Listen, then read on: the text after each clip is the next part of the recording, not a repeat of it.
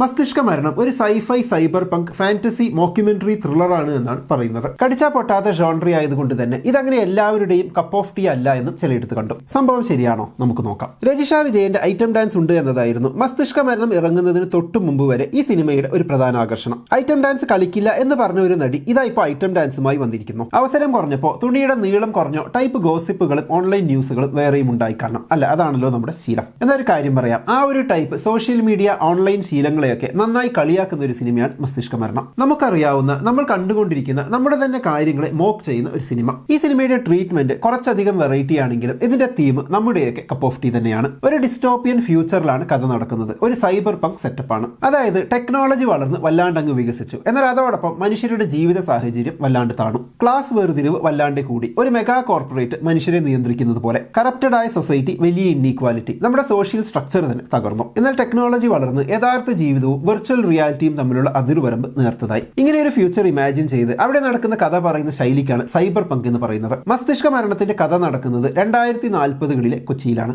കൊച്ചി മുക്കാലും കടലെടുത്ത് ആകെയുള്ള ഇത്തിരി സ്ഥലത്ത് വലിയ കോൺക്രീറ്റ് ചേരികളിൽ ഞെരുങ്ങി താമസിക്കുന്ന പാവപ്പെട്ടവരും ലക്ഷറി അപ്പാർട്ട്മെന്റുകളിൽ താമസിക്കുന്ന പണക്കാരും. പാവപ്പെട്ടവർക്ക് നല്ല ജീവിതമില്ല, മെഡിക്കൽ പരിരക്ഷയില്ല. ആകെയുള്ളത് കുറച്ചധികം എന്റർടൈൻമെന്റ് അഥവാ വെർച്വൽ റിയാലിറ്റിയുമായി ബന്ധപ്പെട്ട ഗെയിം കളി, കുറച്ചധികം അഡ്വാൻസ്ഡ് ആയിട്ടുള്ള ടെക്നോളജിയുടെ ഉപയോഗം എന്നിവ മാത്രമാണ്. ആ ഒരു ഡിസ്റ്റോപ്പിയൻ സെറ്റപ്പ് ചില ഇടുങ്ങിയ റൂമുകളും ഫ്ളാറ്റുകളും വെച്ച് കൂടുതലായും ഇന്റീരിയർ മാത്രം തെരഞ്ഞെടുത്ത് നല്ല രീതിയിൽ തന്നെ സിനിമയിൽ സെറ്റ് ചെയ്തിട്ടുണ്ട്. മകളുടെ മരണമേൽപ്പിച്ച ആഘാതത്തിൽ നിന്ന് കരകയറാൻ പറ്റാതെ നിയർ ഡെത്ത് എക്സ്പീരിയൻസ് ഗെയിംസ് കളിച്ച് സമയം കളയുന്ന നായകൻ. മറ്റുള്ള മനുഷ്യരുടെ നിയർ ഡെത്ത് എക്സ്പീരിയൻസ് അവരറിയാതെ അവരുടെ മെമ്മറിയിൽ നിന്ന് കളക്ട് ചെയ്ത് ഇല്ലീഗലായി വിറ്റ് ഗെയിം കമ്പനികൾക്ക് നൽകുന്ന ഹോസ്പിറ്റൽസ്. അങ്ങനെ ആകെ മൊത്തം ഫ്യൂച്ചറിനെ ഒട്ടും ഒപ്റ്റിമിസ്റ്റിക് ആയി കാണാത്ത ഒരു പ്ലോട്ടിലൂടെയാണ് കഥ സഞ്ചരിക്കുന്നത്. സിനിമയുടെ ആദ്യ പകുതിയിൽ ഈ ഡിസ്റ്റോപ്പിയൻ ഫ്യൂച്ചറിനെയാണ് മൊത്തത്തിൽ ഫോക്കസ് ചെയ്യുന്നതെങ്കിൽ രണ്ടാം പകുതി ഫ്യൂച്ചറിലെ ഓൺലൈൻ സോഷ്യൽ മീഡിയ പ്രൈവസിയിലേക്കാണ് ശ്രദ്ധ കൊടുക്കുന്നത്. മനുഷ്യന്റെ ഇമാജിനേഷന് വരെ കവർന്നെടുത്ത് അതൊരു കൊമോഡിറ്റിയാക്കി വിറ്റു തുടങ്ങുന്ന രീതിയിൽ AI വികസിക്കുമ്പോൾ എങ്ങനെയുണ്ടാകും? വളരെ നോവലായ ആ ഒരു ആശയത്തെ ചുറ്റിപ്പറ്റിയാണ് രണ്ടാം ഭാഗം പുരോഗമിക്കുന്നത്. ഒപ്പം AIയുടെ വളർച്ച നമ്മുടെ സൊസൈറ്റിയിലെ സകല രംഗത്തെയും എങ്ങനെയൊക്കെ മാറ്റിയേക്കാം എന്നും സിനിമ കാണിക്കുന്നു.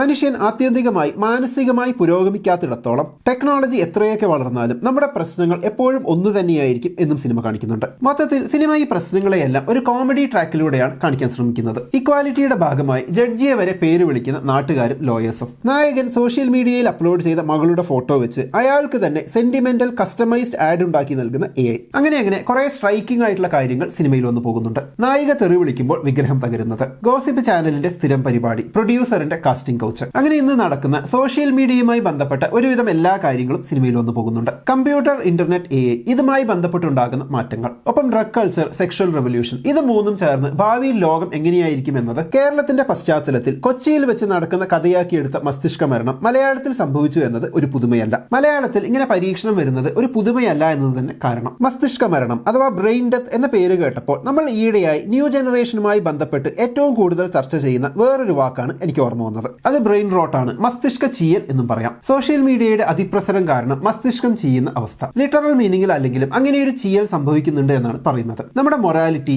എമ്പതി, തെറ്റും ശരിയും വേർതിരിച്ചറിയൽ, ഇതിലൊക്കെ കാലം മുന്നോട്ട് പോകും തോറും പുരോഗമനമാണോ ഉണ്ടാവുക അതോ പുറകോട്ട് പോക്കാണ് ഉണ്ടാവുക? സോഷ്യൽ മീഡിയയിൽ പണ്ടെങ്ങോ നമ്മൾ അപ്ലോഡ് ചെയ്ത സ്വന്തം കുട്ടിയുടെ മുഖം, അത് മരിച്ചുപോയ കുട്ടിയുടെ മുഖം വെച്ച് ഒരു പരസ്യമുണ്ടാക്കി നമുക്ക് തന്നെ നമ്മളെ ഇമോഷണലി എക്സ്പ്ലോയ് ചെയ്യുന്ന തരത്തിൽ ആഡ് തരുന്ന കമ്പനിയെ സിനിമയിൽ ഒരിടത്ത് കാണിക്കുന്നുണ്ട് എന്ന് പറഞ്ഞല്ലോ. അതുപോലെ വൈറലാകാൻ വേണ്ടി സ്വന്തം ഇമോഷൻസ് വരെ മീഡിയയ്ക്ക് വിൽക്കുന്ന നായികയെയും സിനിമയിൽ കാണിക്കുന്നുണ്ട്. ഇങ്ങനെ വൈറലാകാൻ വേണ്ടി, റീച്ച് കിട്ടാൻ വേണ്ടി എമ്പതിയെയും പ്രൈവസിയെയും മാറ്റിവെക്കുന്ന ഒരു ലോകത്താണ് നമ്മളിപ്പോൾ ജീവിക്കുന്നത്. ഇനിയും കാലം മുന്നോട്ട് പോകും തോറും എന്തും വിൽക്കാനുള്ള, എന്തും കൊമോഡിഫൈ ചെയ്യാനുള്ള നമ്മുടെ ആ ത്വര കുറയുമോ കൂടുമോ? അപ്പൊ നമ്മുടെ ലീഗൽ സിസ്റ്റം, അതിലെ ജഡ്ജ് എങ്ങനെയായിരിക്കും അതിനെക്കുറിച്ചൊക്കെ തീരുമാനമെടുക്കുന്നത്? മസ്തിഷ്ക മരണം പറയാൻ ശ്രമിക്കുന്നതും ഇതൊക്കെയാണ്. സിനിമയുടെ ഫോക്കസ് ഇടയ്ക്കിടെ ചിതറി പോകുന്നുണ്ടോ എന്ന് തോന്നി ചിലയിടത്തൊക്കെ ചില ബുദ്ധിജീവി നാട്യമുള്ള പോലെയും. അത് മാറ്റി നിർത്തിയാൽ നന്നായി എൻജോയ് ചെയ്ത സിനിമയാണ് മസ്തിഷ്ക മരണം. രജിഷ വിജയന്റെ പ്രകടനം എടുത്തു പറയേണ്ടതാണ്. ദിവ്യപ്രഭ, ജഗദീഷ്, വക്കീലായി വന്ന വിഷ്ണു അഗസ്ത്യ, സഞ്ജു ശിവറാം, ജഡ്ജിയായി വന്ന സിൻഷാൻ, നിരഞ്ജ് മണിയൻ പിള്ള, ആൻ സലീം, നന്ദു, സുരേഷ് കൃഷ്ണ, രാഹുൽ രാജഗോപാൽ, പേരറിയാത്ത കുറെ പേർ, അവരുടെ എല്ലാം പെർഫോമൻസ് മികച്ചു നിന്നു. പൊതുവെ നമ്മുടെ നടന്മാരുടെ ലിസ്റ്റിൽ മമ്മൂട്ടി, മോഹൻലാൽ, അത് കഴിഞ്ഞാൽ ഫഹദ്, പൃഥ്വിരാജ്, ജയസൂര്യ, ദുൽഖർ സൽമാൻ, കുഞ്ചാക്കോ ബോബൻ, അങ്ങനെ കുറെ അറിയപ്പെടുന്നവരാണുള്ളത്. ഈ അറിയപ്പെടുന്നവരൊന്നും ഇല്ലെങ്കിലും നന്നായി അഭിനയിക്കാൻ അറിയുന്ന കുറെ പേർ ചേർന്നാൽ ഒരു നല്ല സംവിധായകന് ഒരു നല്ല സിനിമ സൃഷ്ടിക്കാൻ ഒരു പ്രയാസവും ഇല്ല എന്ന് കൃഷാന്ത് വീണ്ടും തെളിയിച്ചു. അപ്പൊ എന്താണ് മസ്തിഷ്ക മരണം എന്ന സിനിമയെ കുറിച്ചുള്ള നിങ്ങളുടെ അഭിപ്രായം? കമന്റ് ബോക്സിൽ എഴുതുമല്ലോ. നമുക്ക് അടുത്ത വീഡിയോയിൽ വീണ്ടും കാണാം.